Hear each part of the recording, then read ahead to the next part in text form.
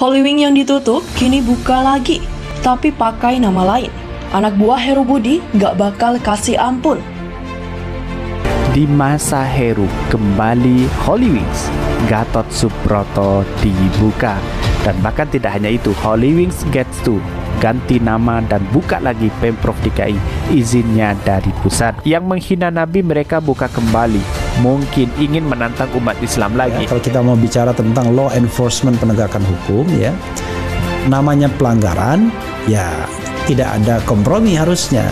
Jadi sudah benar tindakan untuk menutup itu kalau memang, ya sekali lagi, kalau memang ditemukan pelanggaran izin, itu satu hal, ya.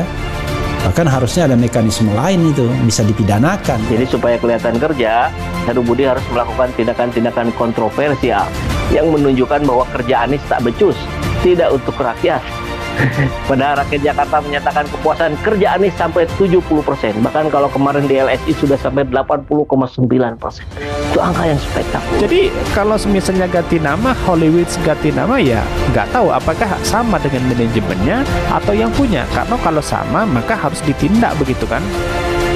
Karena kasusnya masih belum selesai begitu. Artinya kalau ini benar-benar terjadi begitu kan, maka di era Heru ini semakin banyak bisikan-bisikan oligarki dan kepentingan itu sendiri. Kemungkinan dia membawa misi politik atau order pihak-pihak yang tidak menginginkan keberadaan jejak kerja Anies.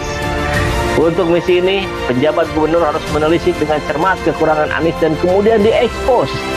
Dibuatkan penjelasan pers, dimuat oleh media lawan politik Anies, dan seterusnya.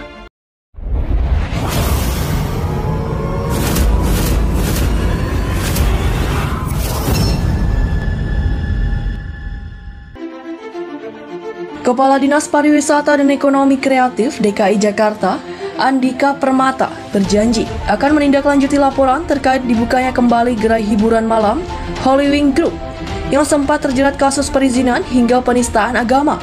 Andika mengatakan akan menggandeng sejumlah instansi terkait untuk melakukan pengawasan bersama seperti dengan Satpol PP dan Dinas Perindustrian Perdagangan Koperasi Usaha Kecil dan Menengah.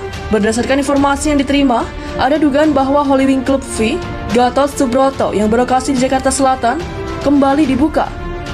Hanya saja dengan mengubah nama menjadi W Super Club. Artinya, kami tim terpadu Disperaktas, kemudian DPP KUKM, kemudian Satpol PP, kami akan melakukan pengawasan gitu ya.